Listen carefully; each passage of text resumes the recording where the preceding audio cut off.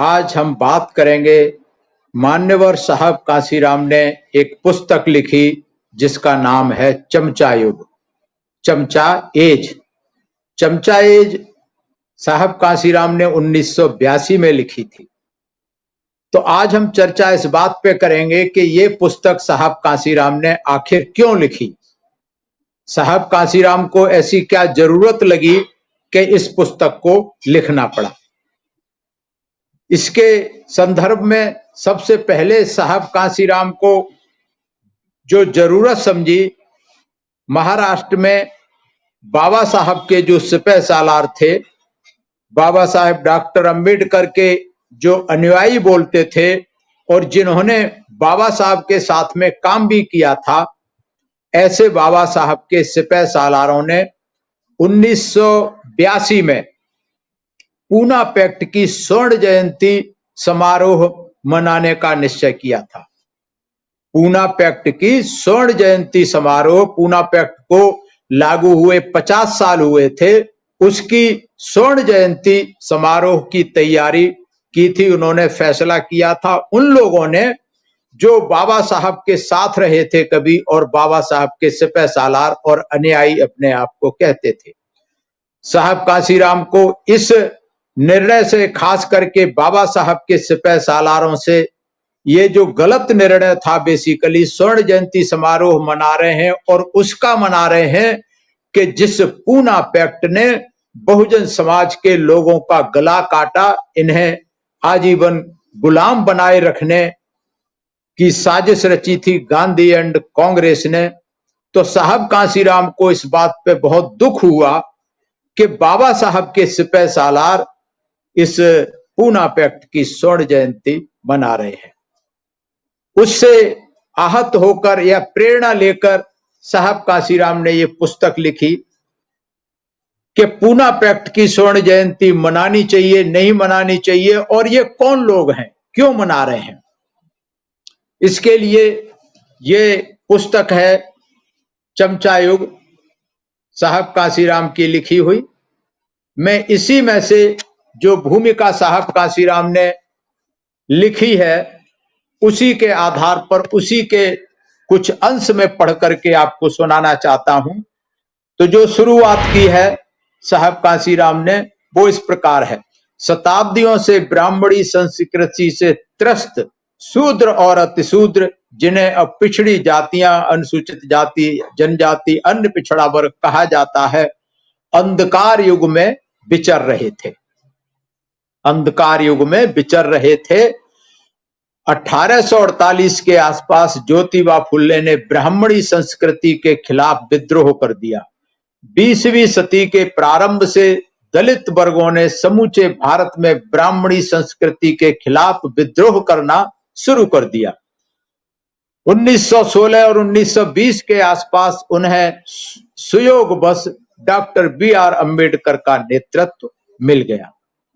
वर्ष 1930 तक दलित वर्गों के संघर्ष को गांधी जी और कांग्रेस ने अधिकतर अनदेखा ही कर दिया।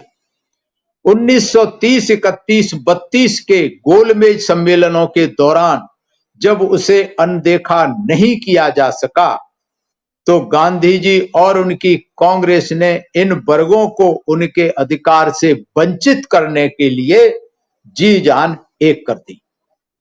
किंतु 17 अगस्त 1932 को जब सामुदायिक पंचायत, जिसे कम्युनल अवार्ड बोलते हैं, या जिसे 2 वोट का अधिकार मिलते हैं, या जिसे सेपरेट इलेक्टोरेट के नाम से जाना जाता है, ब्रिटिश सरकार ने उसकी घोषणा की, तो गांधी यह देखकर स्तब्ध रह गए कि डॉक्टर अंबेडकर के योग्य नेतृत्व ने उन्हें मान्यता भी मिल गई थी और अधिकार भी। इससे पहले गांधी और कांग्रेस ने कोई नोटिस नहीं लिया था डॉक्टर अंबेडकर का, लेकिन जब 17 अगस्त 1932 को जब सेपरेट इलेक्टोरेट का अधिकार मिला, तब उनके कान खड़े हुए कि डॉक्टर अंबेडकर तो योग्य है, नेतृत्व योग्य है, और उन्हें इस चीज की मान्यता भी ब्रिटिश गवर्नमेंट ने दे दी। तब ये चिंतित हुए। तो गांधी और उनकी कांग्रेस के लिए यह असहनीय था, मतलब इसको बर्दाश्त नहीं कर सके। दलित वर्गों को उनके अधिकार से वंचित रखने के लिए गांधी जी ने 20 सितंबर 1932 को आमरण अनशन कर दिया। इस तरह के दबाव डालने वाले तरीकों का इस्तेमाल करके शूद्र वर्गों पर पूना समझौता थोप दिया गया। पूना समझौता 24 सितंबर 1932 को पूना पैक्ट हुआ, पूना समझौता हुआ और पूना समझौते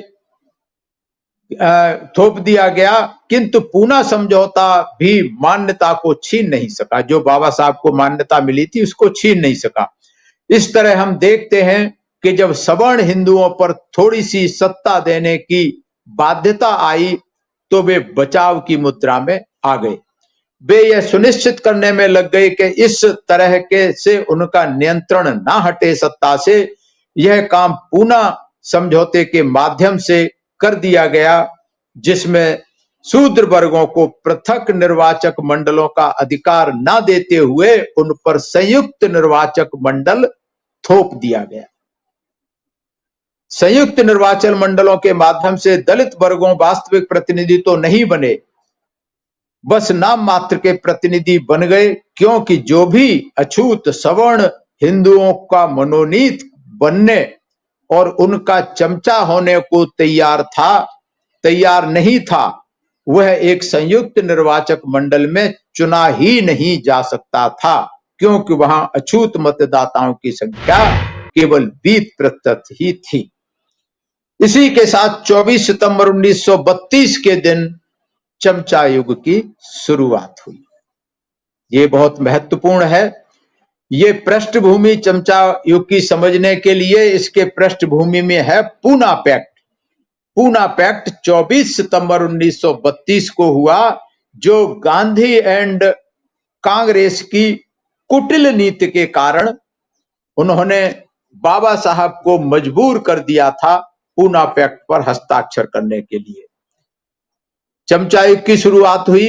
यह वही दिन था जब पूना समझौते पर हस्ताक्षर हुए और भारत के शूद्र वर्गों का पृथक निर्वाचन मंडलों का अधिकार छिन गया और उन पर संयुक्त निर्वाचक मंडल थोप दिया गया। अब जबकि चमचा युग की शुरू हुए 50 वर्ष बीत गए हैं, तो इस पुस्तक को लिखने का और पूरे भारत में पूना समझौते की जबरदस्त निंदा करने का निर्णय लिया गया। जो मैंने बताया कि महाराष्ट्र के लोग इसकी स्वर्ण जयंती मना रहे थे, शूद्र लोग वहां के बाबा साहब के सिपह सालार अनुयायी, तब कांशीराम साहब ने इसकी पूरे भारत में निंदा करने का निर्णय लिया कि ये स्वर्ण जयंती मनाने का कारण नहीं है, ये निंदा करने का कारण है। पुस्तक को लिखने का उद्देश्य यह है कि दलित शोषित समाज और इसके कार्यकर्ताओं और नेताओं को हमारे दलित और शोषित समाज में चमचों के इस तत्व की बड़े पैमाने पर मौजूदगी के बारे में अवगत, जागरूक और सावधान किया जाए। विशेषकर इस पुस्तक को तैयार करने के पीछे हमारा उद्देश्य यह भी है कि जनसाधारण, विशेषकर कार्यकर्ताओं को इस योग्य बनाया जाए कि वे असली और नकली नेतृत्व में भेद कर सकें। जो लोग काल को, युग को बदलने के लिए संघर्ष करते हैं, उन्हें उस युग के बारे में भी जानना ही चाहिए जिसमें वे रह रहे हैं और काम कर रहे हैं। यह पुस्तक इस उद्देश्य की पूर्ति के लिए भी तैयार की गई है। तो ये साहब कांशीराम ने लिखा है और इसमें साहब कांशीराम लिखते हैं कि बाबा साहब ने 4 शब्द का इस्तेमाल किया था पूना पैक्ट के बाद। नंबर 1 औजार, नंबर 2 दलाल, नंबर 3 पिट्ठू और नंबर 4 चमचा और हथियार। इन शब्दों का इस्तेमाल बाबा साहब ने किया था। ये लगभग एक जैसा मतलब है, किंतु इनमें थोड़ा थोड़ा फर्क होता है। तो इस पुस्तक में साहब कांशीराम ने इन 5 शब्दों की जगह एक चमचा शब्द इस्तेमाल किया है ताकि लोग आराम से समझ सकें। आगे साहब कांशीराम लिखते हैं यदि आप किसी को चमचा कहेंगे तो उसे अच्छा नहीं लगेगा और संभवतः वह आपका विरोधी हो जाएगा। किंतु जब आप एक युग को ही चमचा कह रहे होते हैं तो आप अनेक लोगों को दंश देते हैं और वे पलटकर आप पर वार भी कर सकते हैं। किंतु चमचा क्योंकि अपने बूते कुछ नहीं कर सकता, इसलिए करने वाला आप पर चमचे से वार करता है। इसलिए हमें चमचा प्रहार के लिए तैयार रहना चाहिए। हमने हमले को हल्का रखने के लिए अस्पष्टता का जोखिम उठाते हुए भी घटनाओं के चित्रण के लिए नाम देने से गुरेज किया है और बहुत से अनुमान अपने पाठकों के लिए छोड़ दिए हैं। नाम सभी जानते हैं, आप भी जानते हैं, मैं भी जानता हूं, साहब भी जानते थे, लेकिन नाम नहीं दिए। आगे साहब कांशीराम लिखते हैं कि बहरहाल चमचा प्रहार से हमें डरना नहीं चाहिए, क्योंकि चमचा कोई शक्तिशाली अथवा घातक हथियार नहीं है। इसके अतिरिक्त हमें उस हाथ पर निशाना साधना होगा जो चमचे का इस्तेमाल करता है। अगर हम जोर से मारेंगे तो चमचा गिर जाएगा। गिरा हुआ चमचा बिल्कुल निरापद होता है, बिल्कुल शक्तिहीन होता है।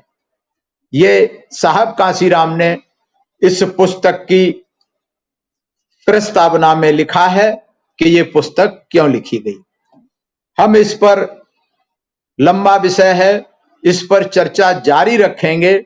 आगे की चर्चा सुनने के लिए लगातार देखते रहें। आज बस इतना ही।